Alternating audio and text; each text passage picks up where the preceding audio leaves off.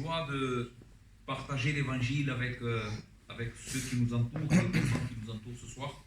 Donc je vais vous inviter à faire une lecture dans la parole de Dieu. C'est un texte assez court. Ce sont 2 versets que nous allons lire. Mais vous allez voir que dans ces 2 petits versets, Dieu est capable de mettre toute l'immensité de l'évangile. Donc nous allons lire dans le chapitre 1er de l'épître de Paul aux Romains.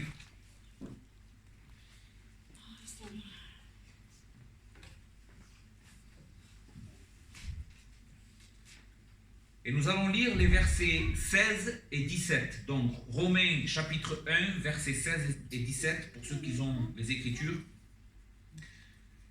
Et c'est Paul qui est en train de parler, il dit « Car je n'ai point honte de l'Évangile, c'est la puissance de Dieu pour le salut de quiconque croit, du juif premièrement, puis du grec, parce qu'en lui, donc dans l'Évangile, parce qu'en lui est révélée la justice de Dieu, par la foi et pour la foi, selon qu'il est écrit, le juste vivra par la foi.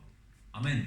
Nous allons prier notre Dieu une fois de plus, mettre ces moments devant sa face. Amen. Notre Père, ô notre grand Dieu, Seigneur, tu es celui qui est fort, tu es celui qui est puissant. Seigneur, et nous sommes devant ta face aujourd'hui et tu connais les besoins de nos cœurs, Amen. Notre Père. Notre Dieu, tu sais combien nous sommes perdus sans ta grâce. Seigneur, nous te supplions pour ta puissance au milieu de nous aujourd'hui. Seigneur, tu connais les cœurs de ceux qui sont ici, toi personnellement, et tu sais quelle est la personne qui a besoin de salut ce soir. Je te supplie que ton esprit travaille, qu'il travaille avec ta parole, Seigneur, qu'il puisse convaincre les cœurs, ouvre les yeux de l'entendement. Seigneur, que les personnes puissent voir la beauté, la splendeur, Amen. La magnificence Amen. De ton Fils, et à quel point ton Fils est glorieux. Amen. Merci pour tout au nom de Jésus. Amen. Frères et sœurs, amis présents ici, ce soir j'ai décidé de prêcher ce passage des Écritures parce que je pense que l'apôtre Paul nous révèle dans ces 2 versets l'essence même de l'évangile de Jésus-Christ. Est-ce que tu t'es déjà posé la question, qu'est-ce que c'est l'évangile? Qu'est-ce que c'est réellement l'évangile? Comment est-ce qu'il peut me sauver? Comment est-ce possible qu'un homme qui est mort sur une croix il y a plus de 2000 ans peut me sauver moi aujourd'hui de mon péché? Et quel est le besoin que j'ai? De quoi ai-je besoin d'être sauvé? Est-ce que tu t'es déjà posé cette question? Quel est le message principal de l'évangile? Eh bien, je crois de tout mon cœur que dans ce court passage des Écritures que nous avons ce soir, que nous allons méditer, nous trouvons les réponses à toutes ces questions que Amen. Nous venons de faire. L'évangile, c'est la bonne nouvelle de ce que Dieu a fait au travers de son Fils Jésus-Christ pour nous sauver de notre péché. Je répète cette phrase parce qu'elle est importante. L'évangile, c'est la bonne nouvelle de ce que Dieu a fait au travers de la personne de son Fils unique, le Seigneur Jésus-Christ, pour nous sauver et nous réconcilier avec lui, pour nous sauver de notre péché et nous réconcilier avec lui-même. Et ce texte que nous avons est si extraordinaire qu'il nous révèle non seulement ce que Dieu a fait en son Fils, comme nous venons de le dire, mais en plus il nous dit comment il l'a fait. Comment est-ce que Dieu nous a sauvés à travers de son Fils? Et comment est-ce que nous pouvons, qu'est-ce que nous devons faire pour recevoir ce don d'amour et être sauvés de notre péché? Qu'est-ce que tu dois faire? Qu'est-ce que Dieu demande de toi? Ce sont des questions intéressantes, n'est-ce pas? Eh bien, nous allons essayer d'y répondre au travers de ce passage. Mais avant de commencer à méditer ce passage avec vous, je voudrais prendre 2 petites minutes pour le mettre dans son contexte. Il y a des personnes jeunes ici, je pense que pour le mettre dans son jus, c'est plus compréhensible. D'accord? Il faut comprendre ce texte, nous allons le voir dans pourquoi Paul va dire ces paroles. Donc l'épître aux Romains, dans laquelle se trouvent ces 2 versets, est une lettre que l'apôtre Paul a écrite à une église qui se trouvait à Rome. Et Paul avait un vif désir de visiter ses frères, de visiter cette église et de partager avec eux l'évangile de Jésus-Christ. Donc Paul n'était pas à Rome, il était loin de Rome et il envoie cette lettre pour informer les Romains qu'il avait envie de venir les voir pour leur partager l'évangile. Mais à cause de son travail, donc dans le ministère, et du travail que Paul faisait pour le Seigneur dans d'autres régions du monde, Paul avait été empêché d'aller à Rome et de connaître en personne ces hommes et ces femmes.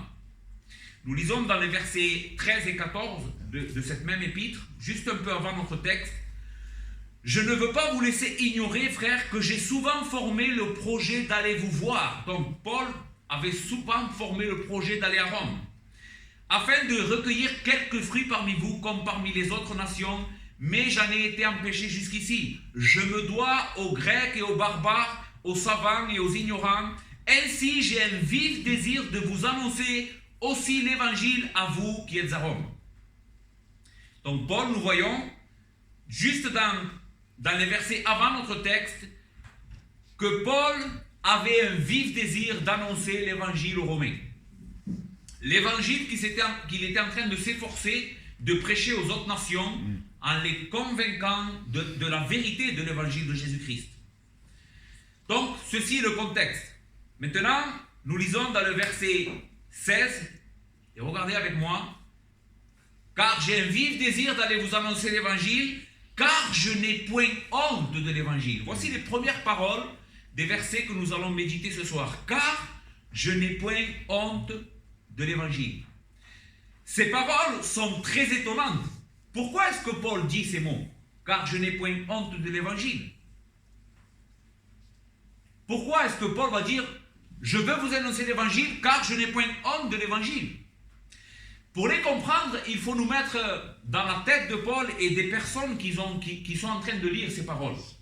En réalité, si nous regardons la chose simplement à l'œil humain, et je répète parce que c'est très important, simplement à l'œil humain, sans connaître l'évangile, sans connaître la vérité de Dieu et qui est Christ, si nous regardons ces paroles simplement à l'œil humain, Paul avait toutes les raisons du monde d'avoir honte de l'évangile et d'arrêter de proclamer ce message.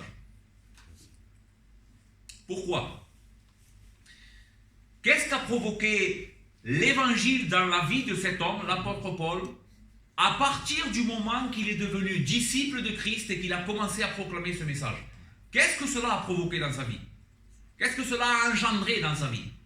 Eh bien, les Écritures nous disent comment la vie de Paul a tourné depuis Acte 9, au moment où Paul se convertit au Seigneur Jésus-Christ. En deux mots, sa vie peut être caractérisée par persécution et souffrance à cause de l'évangile.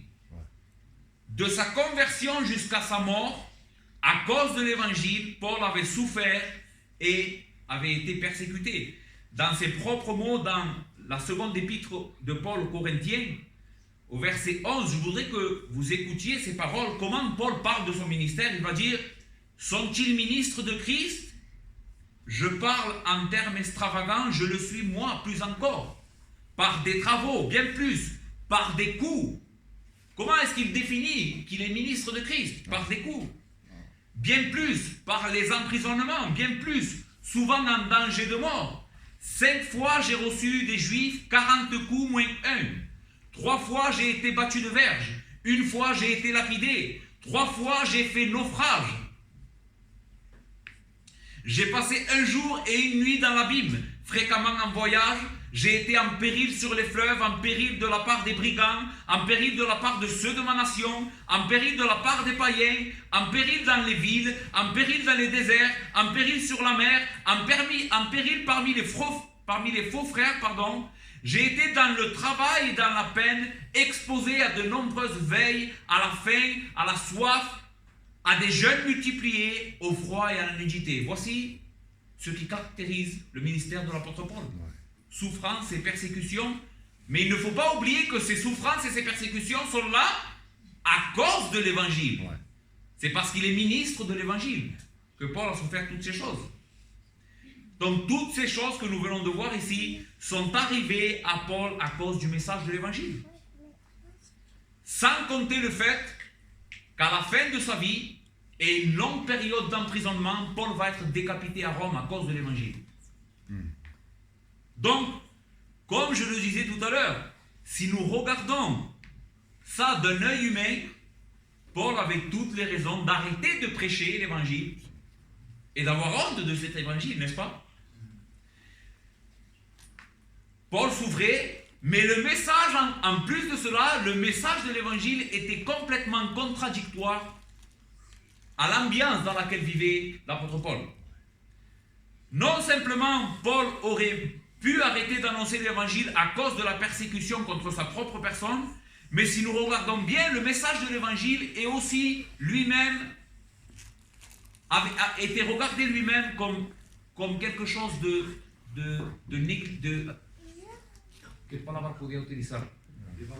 comme quelque chose de méprisable, dévalorisant. Donc, non simplement l'apôtre Paul souffrait des persécutions à cause de l'évangile, mais le message de l'évangile dans la culture gréco-romaine était quelque chose de méprisable et d'absurde. Au milieu d'une culture où les hommes adoraient des dieux et leur faisaient des sacrifices pour avoir de la richesse, pour triompher de ses ennemis. Vous savez, dans le monde de Paul, être faible était la pire des choses. Les hommes priaient des dieux pour avoir la puissance, pour vaincre la guerre. Voici la culture dans laquelle Paul prêchait l'évangile. Et quel était le message que Paul annonçait au monde gréco-romain? Que Jésus était le sauveur du monde et que ce sauveur-là qu'il prêchait avait été condamné à mort par crucifixion par un procurateur romain. Cet homme, le sauveur que je vous annonce, est mort sur une croix comme quelqu'un de faible, dans une culture qui ne supporte pas la faiblesse. Une culture que leur Dieu prônait la force et d'abattre ses ennemis. Paul annonce un sauveur qui est mort pour ses ennemis, par amour pour eux. Et il disait que si nous voulions être les disciples de ce Dieu, de ce sauveur, nous devions tout abandonner, prendre notre croix et mourir comme lui. Et que dire des religieux de cette époque? Regardez comment Paul définit la réception de l'évangile par les incrédules comme les personnes les plus religieuses de son époque. Dans 1 Corinthiens 1, 22, les Juifs demandent des miracles. Donc, ceux qui connaissent apparemment Dieu, les religieux, demandent des miracles. Et les Grecs, donc ceux qui ne connaissent pas Dieu, mais qui vivent dans une culture complètement païenne, cherchent la sagesse. Nous prêchons Christ crucifié, Amen. Scandale pour les Juifs et folie pour les païens. Le message de l'évangile à l'époque de Paul était une folie et un scandale. Donc ce message était en totale contradiction avec la culture et le monde et les personnes dans lesquelles l'apôtre Paul vivait. À la lumière de tout ce que nous venons de dire, comprenez-vous pourquoi ces paroles sont si étonnantes? Car je n'ai point honte de l'évangile. Vous comprenez maintenant pourquoi c'est étonnant de la part de l'apôtre Paul qu'il affirme à ces Romains, vous savez Romains, ce message que le monde considère comme méprisable, sans force, moi je n'en ai point honte. Amen. Moi je n'en ai pas une honte et j'ai le vif désir de venir vous voir et de vous l'annoncer. Malgré la persécution, malgré les souffrances, malgré le rejet, malgré la faiblesse apparente du message, je n'ai point honte de l'évangile. Maintenant, j'ai beaucoup parlé de ces hommes et de ces femmes à cette époque, mais je tiens à te dire que ceci n'a pas changé.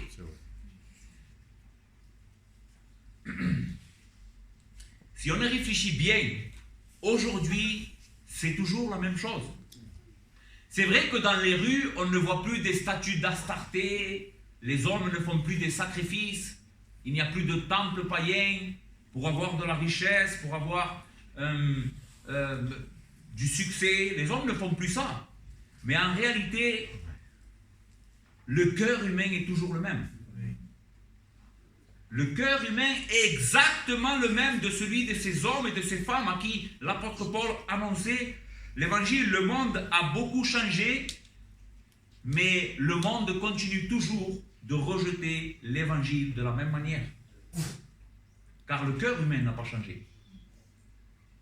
Nous avons toujours la même difficulté à croire que nous avons besoin d'être sauvés de notre péché, n'est-ce pas? Nous avons toujours la même difficulté à croire que Dieu nous aime et qu'il a envoyé son Fils pour mourir à notre place et nous sauver de notre péché. Les hommes ont toujours la même difficulté à croire ce message. Nous avons toujours la même difficulté à croire que ce livre est la parole de Dieu. Amen. Le monde ne croit pas encore cela, que ce livre est la parole du Dieu créateur. Le monde considère toujours encore le message de l'évangile comme quelque chose de faible, comme quelque chose de méprisable, comme quelque chose dont on n'en a pas besoin. Même si beaucoup de personnes diront non, moi j'aime Jésus, j'aime bien de Jésus, j'aime bien de la religion, mais au moment, est-ce que ta vie est en adéquation avec ce que tu dis avec ta bouche? Est-ce que ta vie est la même chose que ce que tu professes? Est-ce que Jésus est le roi dans ta vie? Est-ce qu'il est ton Seigneur? Non. Pour la grande majorité du monde, non. Alors, on en tire la conclusion que le monde rejette toujours de la même manière l'évangile. Mais j'espère de tout mon cœur que ce soir, Dieu va te donner un cœur sensible. Amen. Et des yeux capables de voir à quel point le message de l'évangile est quelque chose d'indispensable dans ta vie. Maintenant, Paul va nous expliquer pourquoi, au milieu d'un monde qui rejette et considère l'évangile comme quelque chose de méprisable, lui n'a point honte de l'évangile, mais au contraire, il s'en glorifie. Pourquoi? Amen. Et c'est ici, je pense, le cœur de ce que ce texte veut nous enseigner. C'est que l'évangile, malgré sa faiblesse apparente, en réalité, c'est la puissance de Dieu pour sauver les hommes de leurs péchés. Malgré la faiblesse apparente de l'évangile, ce message qui, on dirait, n'est pas quelque chose de si extraordinaire, un homme qui meurt sur une croix par amour pour ses ennemis et qui, soi-disant 3 jours après, ressuscite d'entre les morts, eh bien ce message que le monde considère comme une folie, en réalité, c'est la puissance Alléluia. de Dieu pour Amen. sauver les hommes de leur misère et de leur péché. Amen. En réalité, c'est la puissance de Dieu pour nous sauver. Et ceci est très, très, très important.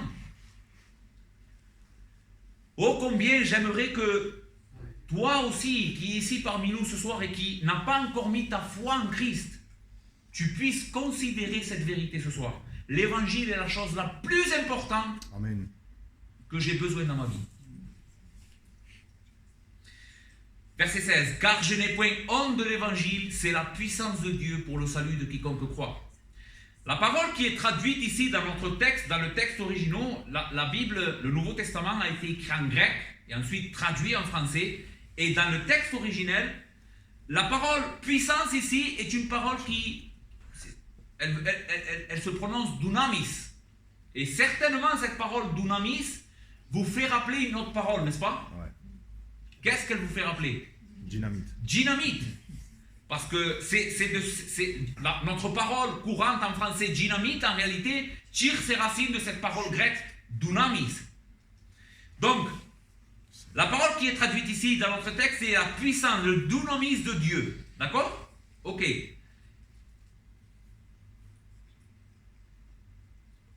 Donc, c'est de cette parole d'où vient dynamite. Et bien que la Bible est en train de nous décrire ici la puissance de Dieu explosive, d'accord? La puissance de Dieu explosive, l'évangile n'est pas la puissance de Dieu explosive pour détruire. Qu'est-ce que fait une dynamite? Elle détruit tout ce qu'il y a autour d'elle. Mais ici, le texte n'est pas en train de nous dire que l'évangile c'est la puissance de Dieu explosive pour détruire, mais la puissance de Dieu pour sauver. Amen. C'est ce que dit notre texte, n'est-ce pas? Car je n'ai point honte de l'évangile, car c'est la puissance de Dieu pour sauver.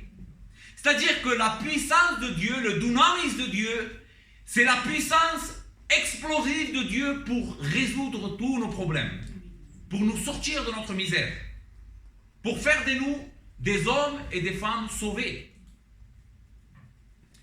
Car la Bible enseigne que depuis la chute de l'homme dans le jardin, vous savez, le jour où l'homme a désobéi, le premier jour où l'homme a désobéi, eh bien, depuis ce jour-là, l'homme est dans une telle condition de perdition et de dégradation morale et spirituelle qu'écoute bien, qu'il n'a pas besoin d'aide.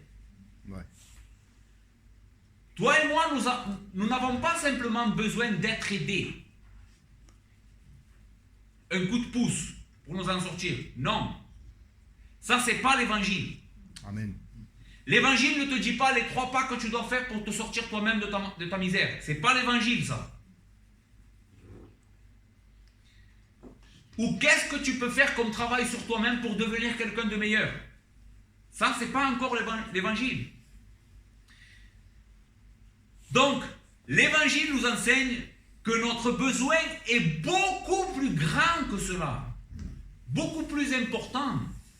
Notre condition, depuis ce jour-là, de la chute de l'homme, est beaucoup plus pire que ce que nous pensons et imaginons.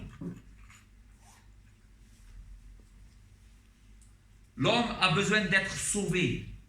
Voici les termes que la Bible emploie. Sauvé, renouvelé, transformé. Amen. L'homme a besoin de renaître.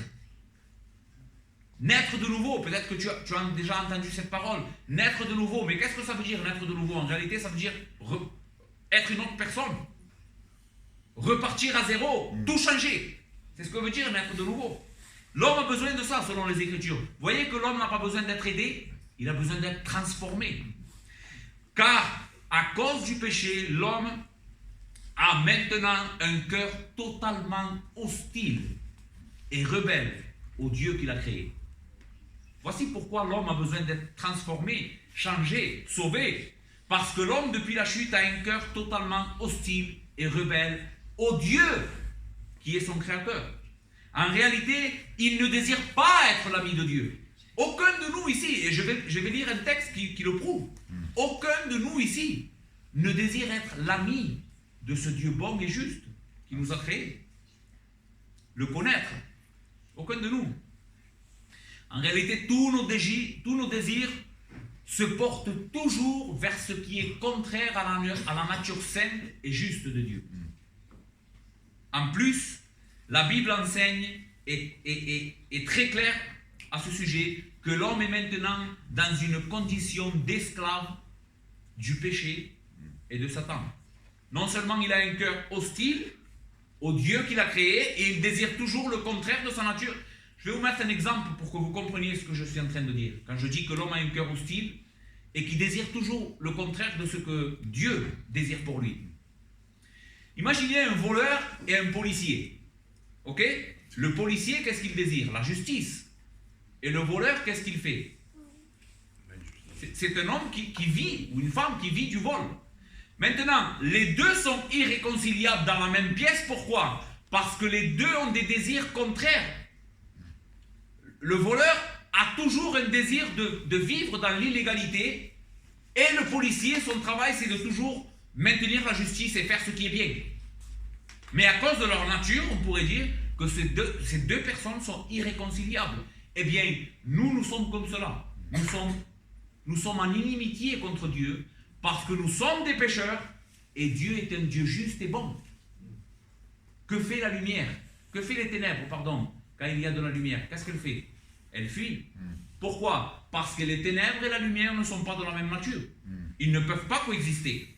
C'est de cette manière que depuis la chute, l'homme se relationne avec Dieu. Dès qu'il y a quelque chose de Dieu dans la pièce, je m'en vais. Pourquoi? Parce que je ne supporte pas.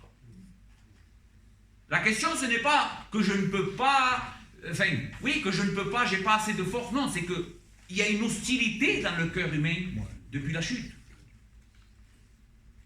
Et en plus de cela, j'ai dit l'homme est esclave du péché et esclave de Satan. Qu'est-ce que veut dire un esclave? Un esclave, c'est quelqu'un qui ne fait pas ce qu'il veut. C'est quelqu'un qui a un maître et que ce maître-là lui dicte qu'est-ce qu'il doit faire. Regardez des textes. 2 Timothée 2, 25 et 26, écoutez bien. C'est Paul qui est en train de parler. Il doit redresser avec douceur les adversaires dans l'espérance que Dieu leur donnera la repentance pour arriver à la connaissance de la vérité et que revenus à leur bon sens, ils se dégageront des pièges du diable qu'il s'est emparé d'eux pour les soumettre à sa volonté. Qu'enseigne notre texte? Que Dieu doit donner la repentance au cœur humain pour que, parvenus à leur bon sens, les hommes puisse se dégager de ce tyran qui les soumet à sa volonté.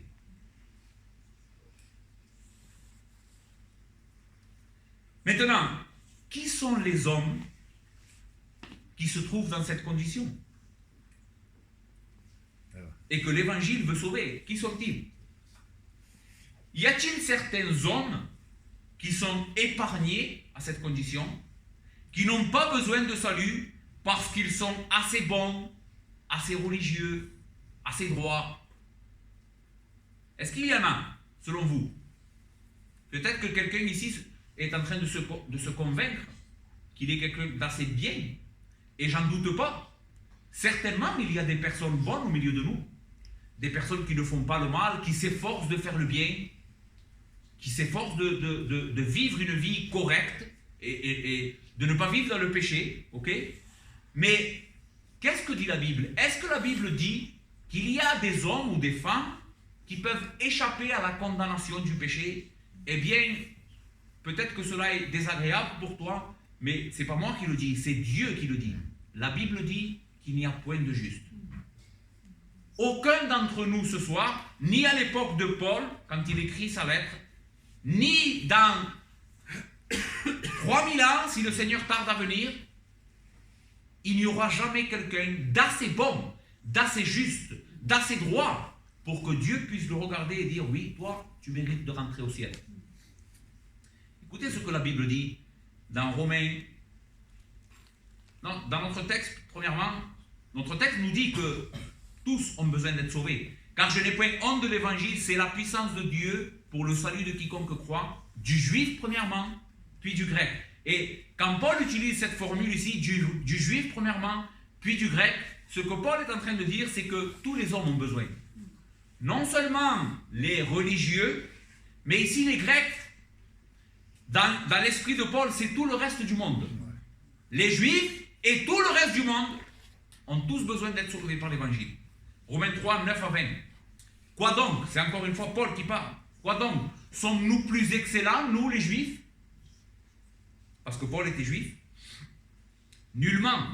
Car nous avons déjà prouvé que tous, Juifs et Grecs, sont sous l'empire du péché. Vous vous souvenez, je vous ai dit, esclaves de Satan et du péché. Ici, nous voyons l'empire du péché. C'est un royaume, le péché, et ils sont sous l'empire du péché. Selon qu'il est écrit, il n'y a pas de juste, pas même un seul. Nul n'est intelligent, nul ne cherche Dieu. Tous sont égarés, tous sont pervertis. Il n'y en a aucun qui fasse le bien, pas même un seul. Leur gosier est un sépulcre ouvert. Ils se servent de leur langue pour tromper. Ils ont sous leurs lèvres un venin d'aspic.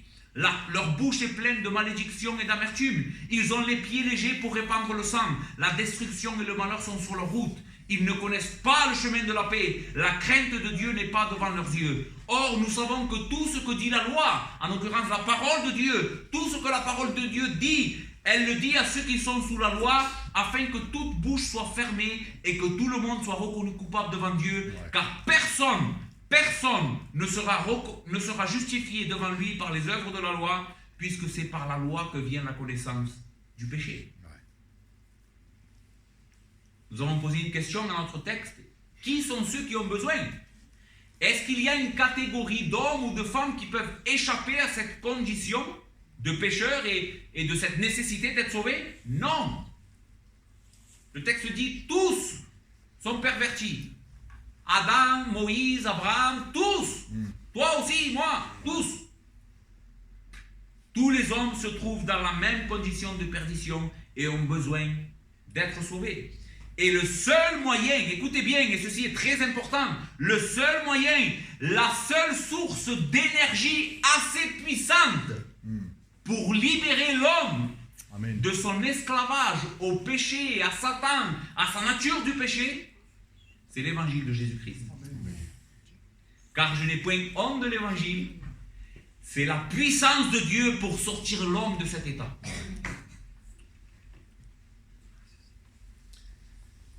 Nous avons déjà vu que l'évangile est la seule puissance de Dieu pour sauver. Maintenant, nous devons nous poser la question que je vous ai dit tout à l'heure, comment est-ce que l'évangile nous sauve? Comment est-ce que l'évangile me donne ce salut? Que fait l'évangile dans ma vie pour me sortir de cette condition? Verset 17, parce qu'en lui est révélée la justice de Dieu pour la foi et par la foi, selon qu'il est écrit, le juste vivra par la foi. Paul nous dit qu'il n'a pas honte de l'évangile parce que c'est la puissance de Dieu. Et encore une fois, cette parole est très importante parce qu'elle nous indique pourquoi Paul n'a pas honte. Amen. Parce qu'en lui, dans cet évangile qui est la puissance de Dieu, se révèle la justice de Dieu. Ok. Je parlais avec ma femme et j'ai dit tout à l'heure, j'ai un texte un peu difficile. Parce qu'il va falloir que je vous explique qu'est-ce que c'est. De quoi Paul est en train de nous parler ici quand il nous dit que dans cet évangile est révélée la justice de Dieu qui nous sauve.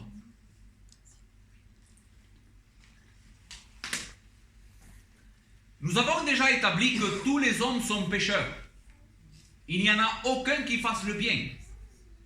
C'est-à-dire que si chacun d'entre nous et chaque être humain depuis la création jusqu'à la fin du monde se présenterait devant Dieu, le grand juge qui est juste et bon, aucun homme ne serait reconnu juste. Aucun homme. Tous seraient condamnés, peu importe la vie qu'il a vécue. Peu importe s'il s'est efforcé de toutes ses forces de faire le bien. La bonté de cet homme n'égalera jamais la bonté que Dieu demande. La justice que Dieu demande. Pourquoi? Parce que la justice que Dieu demande, c'est une justice parfaite. Amen. C'est une justice en réalité dans notre texte comme la nôtre. Comme la sienne, pardon. Comme la sienne. C'est pour ça que je vais vous emmener un texte qui nous explique comment est-ce que Dieu nous sauve par sa justice. Romains 3. Et je vais le lire avec vous et on va essayer de le commenter doucement. D'accord? Et je finirai la prédication. Écoutez, Romains 3, verset 21. Mais maintenant, sans la loi, est manifesté, encore une fois, nous le voyons ici, les mêmes paroles, manifester, rendre public, faire connaître. Mais maintenant, sans la loi, est manifestée la justice de Dieu, à laquelle rendent témoignage la loi et les prophètes. Arrêtons-nous ici 2 petites secondes. Paul est en train de nous dire que dans l'évangile est manifestée et rendue publique la justice de Dieu dont la loi et les prophètes, c'est-à-dire tout l'Ancien Testament, annonçaient qu'il allait arriver. C'est-à-dire que l'Ancien Testament annonçait comment Dieu allait nous sauver. Comment est-ce que Dieu allait pouvoir sauver un peuple pécheur tout en étant un Dieu juste et bon, sans transgresser sa propre loi. Est-ce que vous avez compris? Comment est-ce qu'un Dieu bon et juste peut être réconcilié avec un pécheur rebelle et mauvais? En réalité, nous avons dit que le policier et le voleur ne peuvent pas être réconciliés. Eh bien, ce que Dieu fait dans l'évangile, c'est que oui. Amen. Il réconcilie le voleur et le policier tout en restant juste, sans commettre d'injustice. Maintenant, comment est-ce que Dieu arrive à faire cette prouesse? C'est ce que continue à nous expliquer ce texte. Justice de Dieu, verset 22, par la foi en Jésus-Christ. Pour tous ceux qui croient, il n'y a point de distinction, car tous sont péchés et sont privés de la gloire de Dieu. Paul est en train de nous expliquer que cette justice a été donnée pour tous ceux qui croient. Parce que tous on en a besoin. Ok. Et ils sont, et ici c'est très important, verset 24, et ils sont gratuitement justifiés par sa grâce, par le moyen de la rédemption qui est en Jésus-Christ. C'est lui que Dieu a destiné à être par son sang, pour ceux qui croiraient, une victime propitiatoire, afin de montrer sa justice, parce qu'il avait laissé impunis les péchés commis auparavant, tout en étant, au temps de sa patience, il montre ainsi sa justice dans le temps présent de manière à être juste, tout en justifiant celui qui a la foi en Jésus. Je vais essayer de vous expliquer brièvement ce texte. Qu'est-ce que c'est la bonne nouvelle de l'Évangile? Qu'est-ce que ce texte est en train de nous enseigner en réalité? Nous avons dit que je n'ai point honte de l'Évangile parce que c'est la puissance de Dieu pour le salut de quiconque croit, parce qu'en lui est révélée la justice de Dieu. Et ce que Paul est en train de nous enseigner, c'est comment est-ce que l'Évangile arrive à réconcilier un homme pécheur avec un Dieu juste? Eh bien, c'est par le moyen de Jésus-Christ, son Fils. et de la rédemption qu'il y a dans son sang. Nous pouvons être déclarés justes, justifiés, c'est le terme qu'emploie le verset 24. Justifié, ça veut dire déclarer innocent quelqu'un. On peut maintenant, par le moyen de l'évangile, être déclaré innocent parce que Jésus a été le moyen par lequel Dieu a payé notre dette. Parce que par le moyen de la rédemption qui est en Jésus-Christ, rédemption veut dire racheter de sa condition d'esclavage. Racheter d'être un pécheur. Tu peux maintenant, toi qui écoutes ce message, qui est ennemi de Dieu, par le moyen de la foi en Jésus, Amen. être réconcilié. Amen. Parce que quelqu'un a pris ta place sur une croix et a payé ta dette.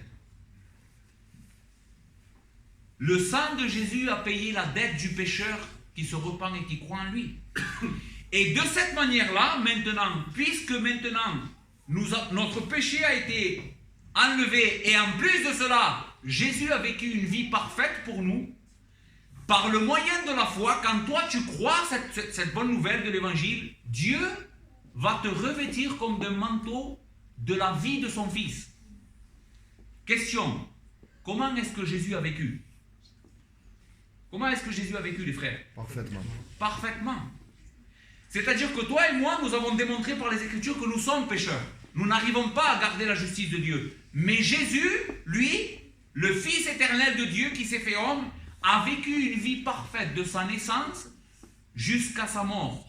Et ce que Dieu fait dans l'Évangile, c'est par le moyen de la foi, si tu crois à l'Évangile, toi qui es pécheur avec une justice inexistante, Dieu prend celle de son Fils et il te la met à toi. Comme si cette vie parfaite serait la tienne, alors que ce n'est pas la tienne. Toi, tu es un pécheur. Mais la bonne nouvelle de l'évangile, c'est que Jésus a vécu une vie parfaite pour les pécheurs. Et que, à la fin de son ministère, il est monté sur une croix. Ils l'ont cloué sur une croix pour payer les péchés de son peuple. Il y a une œuvre extraordinaire ici. Jésus enlève la dette et en même temps il nous crédite sa justice. Voici pourquoi l'évangile est la puissance Amen. de Dieu. Amen. Pour le salut de quiconque croit, parce qu'en lui, dans cet évangile de Jésus-Christ, est révélée la justice de Dieu qui ne nous condamne pas, mais qui nous sauve. Amen. Une justice qui nous rhabille de bonté, de justice, de dignité. Quelque chose qu'on avait perdu depuis le jardin. L'homme n'est plus digne. Mais en Christ, maintenant, l'homme est revêtu. Imagine cela comme si tu serais tout sale. Imagine tu serais tout sale, tout rempli de saleté, et que quelqu'un vienne te lave et te mette un habit tout neuf. Et te fasse rentrer dans la plus merveilleuse des fêtes. Quel don, quel cadeau. Et que cette personne-là soit le roi de l'univers. Eh bien, c'est ça l'évangile de Jésus-Christ. Amen. Amen. Nous sommes tout sales. Et nous venons à Jésus, non pas propres, mais en confessant que nous sommes tout sales. Et ce que Dieu fait, c'est qu'il prend la justice de son Fils. L'habit de son Fils qui est immaculé, éclatant. Cette vie parfaite. Et il te l'accrédite à toi, qui ne mérite rien, par grâce. Par amour pour toi. C'est ce que l'évangile te propose. Maintenant, le texte, notre texte. Je vous ai dit que j'allais répondre à cette question aussi, et j'ai fini. Comment est-ce que nous, on reçoit cet évangile extraordinaire? C'est la puissance de Dieu pour le salut de quiconque croit, parce qu'en lui est révélée la justice de Dieu. Nous avons déjà vu qu'est-ce que c'est. Mais notre texte dit...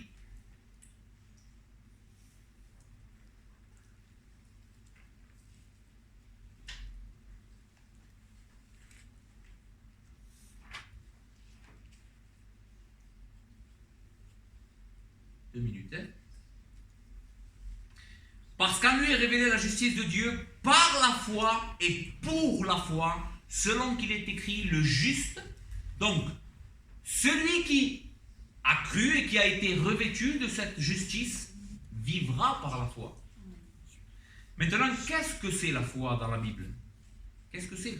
Pourquoi Paul nous parle ici? Comment recevoir ce cadeau de la grâce de Dieu? Par la foi et pour la foi. La foi, c'est une main tendue qui ne fait rien et qui reçoit tout simplement ce que Dieu donne. Dieu ne te demande pas d'œuvrer pour recevoir ce cadeau. Dieu ne te dit pas, sois une bonne personne, tout ce que tu peux, et moi je te donnerai la vie éternelle et le ciel. Ce que Dieu te dit, c'est tends la main. Je vais mettre dans ta main ce cadeau immérité.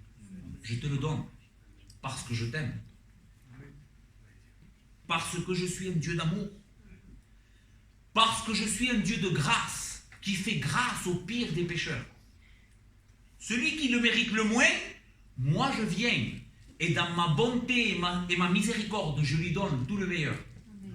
C'est ce que Dieu fait dans l'évangile. C'est ça la foi. La foi, c'est croire que Dieu nous a aimés. Dieu t'a aimé en Christ et il a envoyé son Fils pour payer tes péchés. C'est fait. Tu n'as rien à faire. La seule chose que tu as à faire, c'est croire. Recevoir ce cadeau. T'accrocher à Christ comme la perle de grand prix. L'aimer de tout ton cœur. Ça y est, je suis réconcilié, je n'ai plus rien à faire. Et en plus de cela, jamais plus Dieu me traitera comme un pécheur. Parce que je suis en Christ. Amen. Jamais plus. Mon statut de pécheur a été aboli, détruit. Maintenant, je suis une nouvelle créature, réconciliée avec Dieu par le moyen de Jésus. Ça, c'est comment on reçoit. Car en lui est révélée la puissance de Dieu pour le salut de quiconque croit, du juif premièrement, puis du grec, parce qu'en lui est révélée la justice de Dieu par la foi et pour la foi, selon qu'il est écrit, le juste vivra par la foi. Comment est-ce que tu vas continuer à vivre? Le texte dit le juste vivra par la foi. Est-ce que tu vas continuer à vivre comme un injuste? Ou vas-tu finir par croire en Christ et vivre par la foi? Amen. Viens à Christ ce soir. Je t'en supplie. Il faut, tu sais, tout ce que j'ai dit, je ne l'ai pas dit parce que je l'invente. C'est Dieu qui le dit dans sa parole. C'est la réalité à ton sujet, à mon sujet. C'est la réalité au sujet de l'homme et de la femme. L'homme et la femme est perdu et il a besoin de se réconcilier avec Dieu. Et ce soir, Dieu dans sa grâce te montre comment? En mettant ta confiance en son Fils Jésus-Christ, qui est le sauveur des hommes. Amen. Qui est venu pour donner sa vie. Et si tu crois en lui, la Bible dit que tu es aujourd'hui, pas demain à la fin du monde, aujourd'hui, maintenant, tu es réconcilié avec Dieu et tu reçois la vie éternelle. Alors viens ce soir, je t'en supplie. Viens. Simplement. Viens à Christ en disant, Seigneur, je crois ce message, je suis pécheur. Et j'ai besoin d'être sauvé. Par la justice de l'évangile, j'ai besoin. Donne-moi cet habit précieux, Seigneur, je ne l'ai pas. Et je ne peux pas me le payer. Donne-moi-le. Parce que je crois en toi. Et Dieu te le donne ce soir. Amen. Amen. Santi, ora au Seigneur, s'il te plaît. Père, la gloire est à toi. Et nous t'en remercions pour ta parole. Nous croyons, Seigneur, de tout notre